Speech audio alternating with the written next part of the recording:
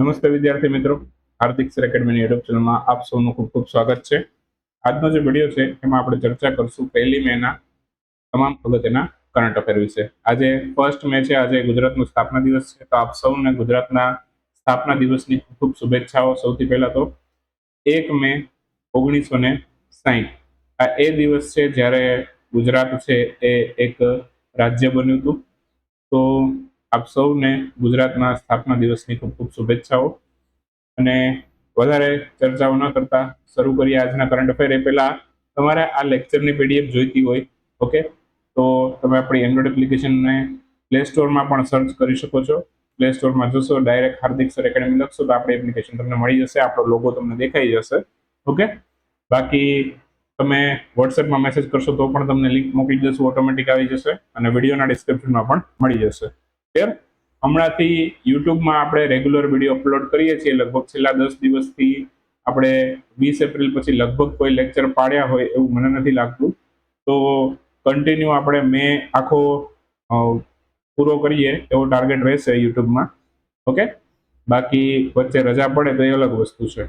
Okay, જે વસ્તુની રજા પડે છે, મતલબ કે જે લેક્ચર છે યુટ્યુબમાં નથી આવતા, એ બધા તમને એપ્લિકેશનમાં 100% પૂરા કરાવી દઈશું. ઓકે, તો એપ્લિકેશનમાં કોઈ લેક્ચર પેન્ડિંગ નથી રહેતો. ઓકે, દરેક વિડીયોની પીડીએફ હોય છે. ઓકે, લેક્ચરની પીડીએફ મળી જાય, તમને ઈબુક મળી જાય. ઓકે, ઈબુકની અંદર નાના મોટા કરેક્શન લેક્ચરની પીડીએફમાં હોય તો ઈબુકમાં અપડેટ કરી નાખીએ છીએ આપણે. ઓકે, અને વીકલી ઈબુક આવે છે અને મંથલી ઈબુક પણ આવે છે, બંને આવે છે. ક્લિયર? આ બધી વસ્તુ છે એ તમને આપણી એન્ડ્રોઇડ એપ્લિકેશનમાં મળી શકે. તો આપણા કરંટ અફેરના કોર્સ ચાલે છે, એમાંથી તમે લેવો હોય તો લઈ શકો. 499 વાળા કોર્સમાં 6 મહિનાની વેલિડિટી મળે. એમાં તમને જૂના કરંટ અફેર મળે, નવા કરંટ અફેર મળે. એટલે 6 મહિનાની વેલિડિટી સુધી તમારો દરેક કરંટ અફેર છે અપડેટ થાય. બરાબર? અને જૂના જેટલા 6 થી લઈને 12 મહિના સુધીના તમારે વાંચવા હોય, તમારે 6 મહિના જૂના વાંચવા છે તો એ વાંચી શકો, 12 મહિના જૂના વાંચવા છે એ વાંચી શકો. ક્લિયર?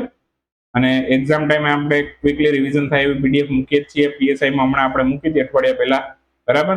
તો પીએસઆઈ ની પરીક્ષા હતી એના 1 વીક પહેલા આપણે બધી પીડીએફો મૂકી દીધી છે, એટલે જેમને પરીક્ષા ટાઈમે ફટાફટ રિવિઝન કરવું છે તેવા લોકોને ઉપયોગી બને છે. ક્લિયર? અને રિસ્પોન્સ સારો હોય છે બધા સ્ટુડન્ટના. ઓકે, કે આ પીડીએફ થી અમને ઘણું બધું હેલ્પફુલ થયું, બરાબર, રિવિઝન માટે. તો એટલા માટે થઈને આપણે ગયા વખતે પણ પીએસઆઈ કોન્સ્ટેબલમાં બનાવી દઈએ અને આ વખતે પણ બનાવવાના જ છીએ. ક્લિયર? પીએસઆઈ જતી રહી છે, કોન્સ્ટેબલ બાકી છે, તો કોન્સ્ટેબલ વખતે પણ આપણે થોડી ઘણી અપડેટ કરી દઈશું પીડીએફ ની અંદર. ઓકે, તો વધારે ચર્ચાઓ નથી કરવી, હવે ઘણી બધી થઈ ગઈ, નથી કરવી કરીને. ચાલો તો શરૂ કરીએ આજનો વિડીયો. 1લી મેના કરંટ અફેર. આંતરરાષ્ટ્રીય બીજ દિવસની ઉજવણી ક્યારે થઈ? બીજ દિવસ સીડ એટલે બીજ એટલે સીડની વાત થાય છે, બિયારણ આવે ને. તો આંતરરાષ્ટ્રીય બીજ દિવસ, ભાઈ બીજ વાળી બીજ નથી હો. તો આ 26 એપ્રિલે ઉજવાય છે. ઓપ્શન એ આપણો આન્સર બનશે. હાલમાં જ 26મી એપ્રિલે આંતરરાષ્ટ્રીય બીજ એટલે કે ઇન્ટરનેશનલ સીડ ડે ઉજવાયેલો છે. આ દિવસની ઉજવણીનો મુખ્ય ઉદ્દેશ કે જૈવ વિવિધતાનું સંરક્ષણ, બીજમાં સાર્વભૌમત્વ અને ખેતીમાં દેશી બિયારણ છે એના મહત્વ પ્રત્યે જાગૃતતા ફેલાવવાનો છે. આ દિવસ પેટર્ન ધરાવતા બિયારણો સામે વિરોધ કરવાનો છે. ઓકે, અને ખેડૂતો છે એ પોતાના બીજ બચાવવા તેમજ મુક્તપણે વેચવાનો અધિકાર છે એને પ્રોત્સાહન આપે છે. આ દિવસની ઉજવણીના સંદર્ભે આ બધી બાબતો પ્રત્યે જાગૃતતા ફેલાવવામાં આવે છે. ક્લિયર? નોર્મલી મેં થોડુંક સાંભળેલું છે, સાચું છે કે ખોટું છે તો મને નથી ખબર, પણ એવું મેં સાંભળેલું છે કે અમેરિકાની જે મકાઈ છે ને એ તમે જમીનમાં વાવો તો કશું ન ઉગે. એ લોકો બીજમાં એવું મોડિફિકેશન કરે. આપણી મકાઈ તમે છે કદાચ એ જમીનમાં દટાઈ ગઈ હોય તો એના છોડવાઓ ને અંકુરણને ફૂટી નીકળે અને એમાંથી છોડવો નીકળી આવે. બરાબર?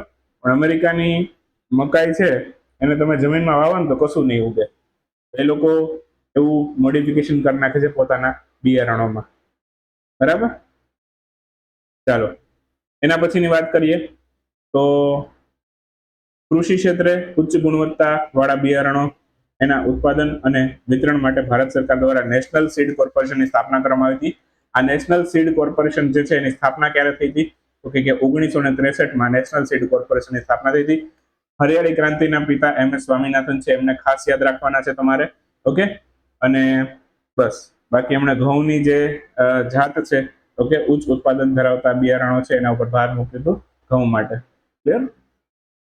આયુષ્માન ભારત દિવસની ઉજવણી કઈ તારીખે થઈ હતી? 30 એપ્રિલે ગઈકાલે હતો આયુષ્માન ભારત દિવસ. તો ઓપ્શન ડી આપણો આન્સર થશે. ઓકે, તો 30 એપ્રિલના રોજ આંતરરાષ્ટ્રીય આયુષ્માન દિવસની ઉજવણી કરવામાં આવી હતી. એકચ્યુઅલમાં 23 સપ્ટેમ્બર 2018 ના રોજ આયુષ્માન ભારત યોજનાની શરૂઆત કરવામાં આવી હતી. ત્યારે 23 એપ્રિલ 2018માં. ક્યાંથી થઈ હતી? તો કે ઝારખંડના રાંચી ખાતેથી આ યોજનાની શરૂઆત થઈ હતી. આ યોજનાને આયુષ્માન ભારત પ્રધાનમંત્રી જન આરોગ્ય યોજના એટલે કે PMJ તરીકે પણ ઓળખવામાં આવે છે. ઓકે, 30 એપ્રિલે ગ્રામ સ્વરાજ અભિયાન છે એના અંતર્ગત આ દિવસની ઉજવણી કરવામાં આવે છે. તો 30 એપ્રિલે ગ્રામ સ્વરાજ અભિયાન શરૂ થયું તો એની યાદમાં ઓકે આ આયુષ્માન ભારત દિવસ છે એની સાથે જ ઉજવવામાં આવે છે. ક્લિયર? આંતરરાષ્ટ્રીય મજૂર દિવસ છે એની ઉજવણી કઈ તારીખે થઈ? 1 મે. 1 મેના રોજ આંતરરાષ્ટ્રીય મજૂર દિવસ છે, બરાબર, એની ઉજવણી કરવામાં આવે છે. આન્સર આવશે 1 May, option A. Okay, international labour day પણ કહેવાય છે આને. તો ઇન્ટરનેશનલ લેબર ડે કયો કે આંતરરાષ્ટ્રીય મજૂર દિવસ કયો ક્યારે ઉજવાય? તો કે 1 મે ઉજવાય છે. ભારતની અંદર છે સૌથી પહેલો મજૂર દિવસ છે એની ઉજવણી પણ 1 મેના રોજ થઈ હતી. 1 મે 1923 ના રોજ મદ્રાસ ખાતે છે આની ઉજવણી થઈ હતી સૌથી પહેલી વખત ભારતમાં. ઓકે, ભારતમાં સૌથી પહેલી વખત મજૂર દિવસ ક્યારે ઉજવાય? તો કે 1923. ઓકે, 1 મે ગુજરાત મહારાષ્ટ્ર બંનેનો સ્થાપના દિવસ પણ છે. આજે હું બહુ ડીપમાં ચર્ચા નથી કરો તો આવતીકાલના વિડીયોમાં ડીપમાં લઈ લઈશ આને. ઓકે, આ ટોપિકને પણ આજે હું તમને એટલું કહી દઉં કે ગુજરાત મહારાષ્ટ્ર બંનેનો સ્થાપના દિવસ 1 મે હોય છે. 1960 ના રોજ છે 1 મે 1960 ના રોજ ગુજરાત અને મહારાષ્ટ્ર બંને રાજ્ય બન્યા હતા ભારતના. ઓકે, બોમ્બે સ્ટેટમાંથી એક અલગ રાજ્ય બન્યું હતું મહારાષ્ટ્ર અને ગુજરાત. ગુજરાત રાજ્યનું સૌથી પહેલું ઉદ્ઘાટન જે છે એ કોણે કર્યું હતું? તો કે રવિશંકર મહારાજ છે એમના દ્વારા સાબરમતી આશ્રમ ખાતેથી કરવામાં હતું. આ પ્રશ્ન પરીક્ષાની અંદર પૂછાયેલો પ્રશ્ન છે કે ગુજરાત રાજ્યનું ઉદ્ઘાટન કોણે કરેલું? તો કે રવિશંકર મહારાજે. ક્યાંથી કર્યું? તો કે સાબરમતી આશ્રમ ખાતેથી કર્યું છે. ઓકે, આ આંતરરાષ્ટ્રીય મજૂર દિવસ પણ ઉજવે છે? તો કે ઇન્ટરનેશનલ લેબર ઓર્ગેનાઇઝેશન એટલે કે આંતરરાષ્ટ્રીય શ્રમિક સંગઠન છે ઉજવે છે. 1 મે 1919 ના રોજ છે, બરાબર, આની ઇન્ટરનેશનલ લેબર ઓર્ગેનાઇઝેશન એની સ્થાપના થઈ જેની યાદમાં આની ઉજવણી કરવામાં આવે છે. ચલો 1919માં ઓકે હજી એક ડેટ આપી દઉં તમને, 13 એપ્રિલ. ચલો આ દિવસે કઈ ખાસ ઐતિહાસિક ઘટના બનેલી છે. ચલો આ ઘટના છે પંજાબ રાજ્ય સાથે સંકળાયેલી છે. ઓકે, એટલું હિન્ટ આપી દઉં. ચલો આ કઈ ઘટનાની વાત કરું છું હું, તમે મને કોમેન્ટમાં કહેજો. એટલી હિન્ટ આપી છે, આ કઈ ઘટનાની વાત કરું છું હું મને કહેજો. બરાબર, શ્રમિક સંગઠનનું વડું મથક છે, બરાબર, એ ક્યાં છે? તો કે સ્વિટ્ઝરલેન્ડના જીનેવાની અંદર છે. ઓકે, ઇન્ટરનેશનલ લેબર ઓર્ગેનાઇઝેશન 1919માં સ્થાપના થઈ અને હેડક્વાર્ટર એનું સ્વિટ્ઝરલેન્ડના જીનેવામાં છે. 31 માર્ચ 2026 ના રોજ કયા સમુદાય દ્વારા મહાવીર જયંતિની ઉજવણી કરવામાં? જો કદાચ મેં લીધો હોય કે નહીં મને નથી ખબર આ ટોપિક અગાઉ માર્ચ મહિનાની અંદર કે એપ્રિલના સ્ટાર્ટિંગમાં, પણ થોડુંક ટુ ધ પોઈન્ટ ચર્ચાઓ કરવી છે એટલા માટે થઈને ફરી વખત લઈ લીધો છે. કદાચ લીધો હોય તો મને ખ્યાલ નથી. તો જૈન સમુદાય છે એ મહાવીર જયંતિની ઉજવણી કરે છે. ઓકે, લીધો હશે તો આ રીતે ટુ ધ પોઈન્ટ મેં નહીં લીધો હોય તો ઓપ્શન બી આપણો આન્સર બનશે. તો 31 માર્ચ 2026 ના રોજ મહાવીર જયંતિની ઉજવણી થઈ છે. જૈન સમુદાય આ મહાવીર જયંતિની ઉજવણી કરે છે. ક્લિયર? તો આ વખતે 31 માર્ચે મહાવીર જયંતિની ઉજવણી કરવામાં આવી છે. ઉપરાંત જૈન સમુદાયમાં છે ને નવકાર મંત્રનું ખૂબ મહત્વ છે. તો નવકાર મહામંત્ર દિવસ છે એની ઉજવણી દર વર્ષે 9મી એપ્રિલે થાય છે. આ પણ લગભગ મેં નથી કીધું તો આને પણ અહીંયા નોટ કરી લેજો. ક્લિયર? તો એપ્રિલ મહિનાનું જે થોડું થોડું બાકી રહી જાય છે ને મારા ધ્યાનમાં આવે છે એ બધું જ અહીંયા થોડું થોડું તમને કવર કરાવું છું આજના દિવસમાં. ક્લિયર? બાકી મહાવીરનું મૂળ નામ વર્ધમાન હતું. ઓકે, અને એમનું જન્મ સ્થળ કુંડલગ્રામ જે બિહારમાં આવેલું છે. માતાનું નામ ત્રિશિલા હતું, પિતાનું નામ સિદ્ધાર્થ હતું. જૈન ધર્મના એ 24માં તીર્થંકર હતા. કેટલામાં નંબરના? 24માં. સૌથી પહેલા હતા તીર્થંકર, એમનું નામ છે ઋષભદેવ, એને આદિનાથ પણ કહીએ છીએ આપણે. અને 23માં જે તીર્થંકર હતા એમનું નામ પાર્શ્વનાથ છે. અને મહાવીર સ્વામીની વાત કરીએ તો એ જૈન ધર્મના 24માં અને અંતિમ તીર્થંકર છે. કેટલામાં? અંતિમ તીર્થંકર છે. તો એને પણ ખાસ ધ્યાનમાં લેજો. ઇન SLN ડાયવેક્સ અભ્યાસ, ટૂંકમાં આને ખાલી ડાયવેક્સ અભ્યાસ તરીકે પણ યાદ રાખી શકો છો. આનું આયોજન ભારત અને કયા દેશ વચ્ચે થયું છે? તો આના ઉપરથી તો તમને આરામથી ખબર પડી જાય કે ઇન્ડિયા શ્રીલંકા વચ્ચે થવાનું છે. ઓકે, ડાયવેક્સ અભ્યાસ છે. ડાયરેક્ટ એમ પણ પૂછે કે ભાઈ આ ડાઇવ એક્સ એક્સરસાઇઝ છે કોની વચ્ચે થઈ? તો ભારત શ્રીલંકા વચ્ચે થઈ. તો ભારત અને શ્રીલંકા વચ્ચે ડાયવેક્સ નો ની ચોથી આવૃત્તિનું આયોજન કરવામાં આવે. કેટલામું? ચોથું સંસ્કરણ છે. ગોતાખોરીનો અભ્યાસ છે એક પ્રકારનો, બરાબર, જે મરજીવા પાણીમાં ગોતાખોરી કરે ને એ ટાઈપનો અભ્યાસ છે. આ અભ્યાસની અંદર ઓકે ડાયવેક્સ અભ્યાસમાં ભાગ લેવા માટે ભારતનું કયું જહાજ ગયેલું? તો ભારતનું જે જહાજ ગયેલું નામ છે INS નિરીક્ષક. ઓકે, જહાજનું નામ યાદ રાખજો, નિરીક્ષક નામનું જહાજ છે ગયેલું. ઓકે, આ અભ્યાસનો મુખ્ય ઉદ્દેશ શું? તો કે બંને દેશોની નૌસેનામાં દરિયાઈ સુરક્ષા, શોધ, બચાવ કામગીરી અને ગોતાખોરી બધાની અંદર વધારો કરવાનો છે. સ્ક્રીનેક્સ નામનું યુદ્ધ અભ્યાસ ભારત શ્રીલંકા વચ્ચે થાય છે. મિત્ર શક્તિ પણ ભારત શ્રીલંકા વચ્ચે થાય છે. ભારત શ્રીલંકા વચ્ચે જે એક જળસંધિ છે એનું નામ છે પાર્ક સ્ટ્રીટ. ઓકે, તો પાર્ક સ્ટ્રીટ છે, બરાબર, અહીંયા ભારત છે, અહીંયા શ્રીલંકા છે, તો એની વચ્ચે જે છે એનું નામ છે પાર્ક સ્ટ્રીટ. ઓકે, એને પણ યાદ રાખજો. બાકી શ્રીલંકા છે, બરાબર, એ દક્ષિણમાં આવેલો, ભારતની દક્ષિણે આવેલો દ્વીપ છે. ઓકે, હિન્દ મહાસાગરના મોતી તરીકે પણ ઓળખાય છે. શ્રીલંકાની બે રાજધાની છે, જયવર્ધનપુરા કોટ્ટે અને કોલંબો. જયવર્ધનપુરા કોટ્ટે જે છે વહીવટી રાજધાની છે અને કોલંબો છે વ્યાપારી રાજધાની છે. પણ યાદ રાખજો, શ્રીલંકાનું ચલણ શ્રીલંકન રૂપિયો છે. પરમાણુ સબમરીન થોડીક યાદ રાખી લેજો. INS અરિહંત છે, અરિઘાત છે ને અરિદમન છે. આ ત્રણેય પરમાણુ જે સબમરીન છે ચર્ચામાં રહેલી છે, તો આ નામ યાદ રાખી લેજો ખાલી એના. ઓકે, નીતિ આયોગના નવા ઉપાધ્યક્ષ કોણ બન્યા હતા? સુમન બેરી જૂના હતા, એ હવે રિપ્લેસ થઈ ગયા છે. કોને રિપ્લેસ કર્યા એને? તો કે અશોક કુમાર લાહિડીએ. તો આન્સર આવશે ઓપ્શન એ, અશોક કુમાર લાહિડી. તો આ અશોક કુમાર લાહિડી નીતિ આયોગના નવા ઉપાધ્યક્ષ બન્યા છે, એને કહેવાય વાઇસ ચેરપર્સન BC. ઓકે, નીતિ આયોગના અધ્યક્ષ કોણ હોય? તો કે અધ્યક્ષ હોય વડાપ્રધાન. સૌથી પહેલા નીતિ આયોગના અધ્યક્ષ કોણ? તો એમાં પણ વડાપ્રધાન નરેન્દ્રભાઈ મોદી જ આવશે, કેમ કે મોદી સાહેબ 2015 હતા, એ પછી એમની જગ્યા કોઈ લીધી નથી અત્યાર સુધી. નવા વડાપ્રધાન આવે પછી નીતિ આયોગના અધ્યક્ષ કદાચ બદલાય, બરાબર. તો જનરલી વડાપ્રધાન જ હોય અત્યારે નરેન્દ્રભાઈ મોદી નીતિ આયોગના સૌથી પહેલા અધ્યક્ષ જ છે. ઓકે, અને CEO પણ બદલાઈ ગયા છે. CEO પણ છે નિધિ છિબ્બર. ઓકે, નિધિ છિબ્બર. ઓકે, એમને પણ યાદ રાખી લેજો. અને બીજી વાત કરીએ તો બાકી હવે કઈ રહી ગયું છે? હા, એમની પહેલા કોણ હતા? નિધિ છિબ્બર પહેલા BBR સુબ્રમણ્યમ. એને ભૂલી જાજો હવે, એ જતા રહ્યા છે. ઓકે, તો નીતિ આયોગનું પૂરું નામ છે national institution for transforming India. અને આયોજન પંચમાંથી 2015માં 1 જાન્યુઆરી 2015 ના રોજ આયોજન પંચમાંથી આની રચના થઈ છે નીતિ આયોગની. અશોક કુમાર લાહિડીની વાત કરીએ તો અર્થશાસ્ત્રી પણ છે. અગાઉ મુખ્ય આર્થિક સલાહકાર તરીકે પણ એમણે ભારતમાં કાર્ય કરેલું છે, તો આપણા માટે સારી બાબત છે. નીતિ આયોગ શું છે? તો થિંક ટેન્ક છે. ઓકે, સામાજિક આર્થિક મુદ્દાઓ છે એના ઉપર એક પોતાની વિચારધારા આપે છે, સલાહ આપે છે સરકાર. ઓકે, નીતિ આયોગનું હેડક્વાર્ટર દિલ્હીમાં છે. નરેન્દ્ર મોદી સૌથી પહેલા અધ્યક્ષ છે. સૌથી પહેલા ઉપાધ્યક્ષ કોણ હતા? અત્યારે તો આપણે વાત કરી ગયા કે અશોક કુમાર લાહિડી છે. ઓકે, સૌથી પહેલા જે ઉપાધ્યક્ષ હતા એમનું નામ હતું અરવિંદ પનગડિયા, એમને યાદ રાખજો. હાલના અધ્યક્ષ જે છે, બરાબર, એ નિધિ છિબ્બર છે. અને લગભગ મને યાદ હોય ને તો સૌથી પહેલા CEO છે ને અમિતાભ કાંત હતા. નીતિ આયોગના સૌથી પહેલા CEO અમિતાભ કાંત હતા. હું ખોટો હોય તો કોમેન્ટ કરી દેજો, બરાબર. ખોટો હોય તો WhatsAppમાં પણ મેસેજ કરી શકો છો કે અહીંયા તમારું કરેક્શન કરનાર છે. ક્લિયર? જો ખોટો હોય તો મેસેજ કરી દેજો, બરાબર. કોમેન્ટ કરી દેજો યુટ્યુબની અંદર, યુટ્યુબમાં વિડીયો આવવાનો જ છે. ફ્રેન્ક મર્લે એ કયા નીચેનામાંથી કયો પુરસ્કાર એમને મળ્યો છે એપ્રિલ 26માં? તો ફ્રેન્ક મર્લેને મળ્યો છે બ્રેકથ્રુ પુરસ્કાર. ઓપ્શન સી આપણો જવાબ આવશે. હાલમાં જ ગણિતનો બ્રેકથ્રુ પુરસ્કાર છે, એનાથી ફ્રેન્ક મર્લેને સન્માનિત કર્યા છે. 3 મિલિયનની રકમ મળશે એમને ઇનામ સ્વરૂપે. એકચ્યુઅલમાં ટોટલ આના બ્રેકથ્રુ પુરસ્કારની અંદર 6 પુરસ્કારો ડિક્લેર થાય. 6 પુરસ્કારને 3 મિલિયનની રાશિ મળે, એટલે ટોટલ $18 મિલિયન રોકડ પુરસ્કાર એના હેઠળ મળે. તો ગણિત માટેનો બ્રેકથ્રુ ફ્રેન્ક મર્લેને મળ્યો છે. $3 મિલિયન એમને મળશે. વિજ્ઞાન ક્ષેત્રનો ઓસ્કર કહેવાય છે આ પુરસ્કારને.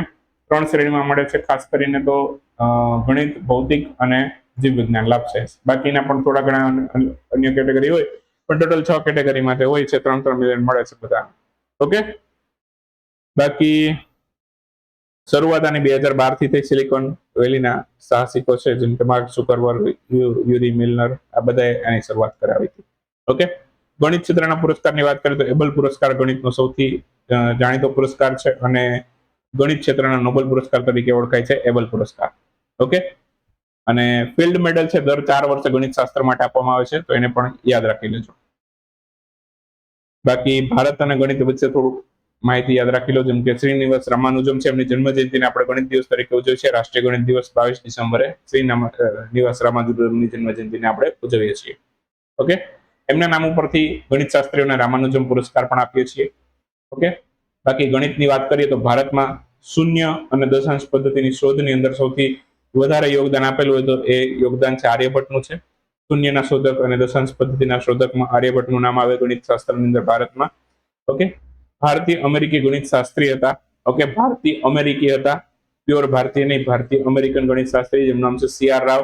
એમને ઇન્ટરનેશનલ પ્રાઇઝ ઇન સ્ટેટિસ્ટિક મળેલો છે, આંકડા શાસ્ત્રનો નોબેલ કહેવાય છે એને.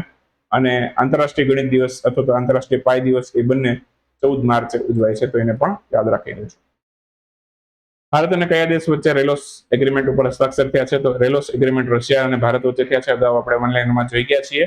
થોડીક ડિટેલમાં ચર્ચા કરીએ. રેલોસનું પૂરું નામ શું? તો કે reciprocal exchange of logistic agreement. તો ટૂંકમાં લોજિસ્ટિકની આદાન પ્રદાન માટે થઈને આ રેલોસ એગ્રીમેન્ટ ભારત અને રશિયા વચ્ચે સાઇન થયા છે. ભારત અને રશિયા વચ્ચેના પરસ્પર લશ્કરી લોજિસ્ટિક છે એના સહયોગ માટે આ કરાર કરવામાં આવેલા છે. સંરક્ષણ દળો છે એકબીજાની સુવિધાઓનો ઉપયોગ કરવા માટેની આ મંજૂરી મળે છે. 5 જહાજો આ કરાર હેઠળ, 10 વિમાન અને 3000 સૈનિકો છે એ એટલી મર્યાદામાં એકબીજા દેશો છે એમાં લોજિસ્ટિક સુવિધાનો ઉપયોગ કરી શકે છે. 5 યુદ્ધ જહાજો, 10 વિમાન અને 3000 સૈનિકો, આટલું આદાન પ્રદાન થઈ શકે આ કરાર હેઠળ. બાકી લાઓસ કરાર છે એની સમય મર્યાદા પ્રાથમિક તબક્કે 5 વર્ષની નક્કી કરવામાં આવી છે. આ બંને દેશો વચ્ચે લાંબા ગાળાની વ્યૂહાત્મક સંબંધોને મજબૂતાઈ આપશે. ચલો ફટાફટ હવે આપણે એક વાક્યના ક્વેશ્ચનો ફટાફટ સ્ટડી કરીએ. તો સૌથી પહેલો ક્વેશ્ચન છે કે હાલમાં ભારતે કયા દેશને 30 અબજ રૂપિયાની નિકાસની મંજૂરી આપી છે? તો ભારતે 30 અબજ રૂપિયાની નિકાસની મંજૂરી માલદીવને આપી છે. આન્સર આવશે માલદીવ. હાલમાં જ કેન્દ્ર સરકાર દ્વારા વસ્તી ગણતરી 27 માટે એક હેલ્પલાઇન જારી કરવામાં આવી છે. આ હેલ્પલાઇન કયો છે? 1855 હેલ્પલાઇન છે વસ્તી ગણતરી 2027 માટે. હાલમાં જ ભારતે કઈ સંસ્થામાં સ્વદેશી રૂપથી વિકસિત સિલિકોન ફોટોનિક્સ સમાધાનો છે એનું અનાવરણ કર્યું છે? તો IIT મદ્રાસે કર્યું છે. આન્સર આવશે IIT મદ્રાસ. નોઈડા ઇન્ટરનેશનલ એરપોર્ટના કાર્યકારી CEO તરીકે કોની નિયુક્તિ થઈ છે? નોઈડા ઇન્ટરનેશનલ એરપોર્ટના કાર્યકારી CEO બન્યા છે નીતુ સમરા. સૌથી પહેલા બ્રિક્સ એકેડેમિક ફોરમનું આયોજન કયા સ્થળે કરવામાં આવ્યું છે? તો નવી દિલ્હીમાં કરવામાં આવેલું છે. હાલમાં જ ગરિયા પૂજા ફેસ્ટિવલની ઉજવણી ભારતના કયા રાજ્યમાં થઈ છે? તો ત્રિપુરામાં થઈ છે ગરિયા પૂજા ફેસ્ટિવલ. બ્રાઝિલના દિગ્ગજ ખેલાડી ઓસ્કર સ્મિથનું નિધન થયું છે. એ કઈ રમતના ખેલાડી હતા? ઓસ્કર સ્મિથ બ્રાઝિલના ખેલાડી હતા. એ બાસ્કેટબોલની રમત સાથે સંકળાયેલા હતા. આન્સર આવશે બાસ્કેટબોલ. ભારતની સૌથી પહેલી ખાનગી સોનાની ખાણ માટે ની યોજના છે એ કયા રાજ્યમાં શરૂ કરવામાં આવી છે? તો આ આંધ્રપ્રદેશમાં શરૂ થઈ છે. વિશ્વ કાર્યસ્થળ સુરક્ષા અને સ્વાસ્થ્ય દિવસની ઉજવણી કયા સ્થળે ક્યારે કરવામાં આવી? 28 એપ્રિલે થઈ. અને ઇન્ટરનેશનલ લેબર ઓર્ગેનાઇઝેશન આ ઉજવે છે અને 2003માં આની શરૂઆત થઈ. હાલમાં જ ભારત આફ્રિકા ફોરમ શિખર સંમેલનની 4થી આવૃત્તિ ક્યાં થઈ? આ નવી દિલ્હીમાં યોજાઈ હતી. બસ તો એટલું રાખીએ. 1 મે છે, પહેલો મહિનાનો નવો વિડીયો છે, તો થોડુંક એટલું રાખીએ આજના વિડીયોમાં. મળશું 2nd મેના વિડીયોમાં અને કોશિશ કરશું વિડીયો YouTube ઉપર પણ રેગ્યુલર આવે, પણ નહીં આવે તો એપ્લિકેશનમાં તો આવી જશે. બરાબર, 2-4 દિવસની અંદર, અઠવાડિયામાં ગમે ત્યારે જે પડેલા વિડીયો છે એપ્લિકેશનમાં ગમે ત્યારે અપલોડ થઈ જશે. ઓકે, એપ્લિકેશનમાં તમે જોઈ શકો છો ત્યારે બધું જ કન્ટેન્ટ ડેટ વાઇઝ બધું જ અપ ટુ ડેટ છે. ઓકે, ચાલો તો મળશું નેક્સ્ટ વિડીયોમાં. ત્યાં સુધી રજા આપીશું.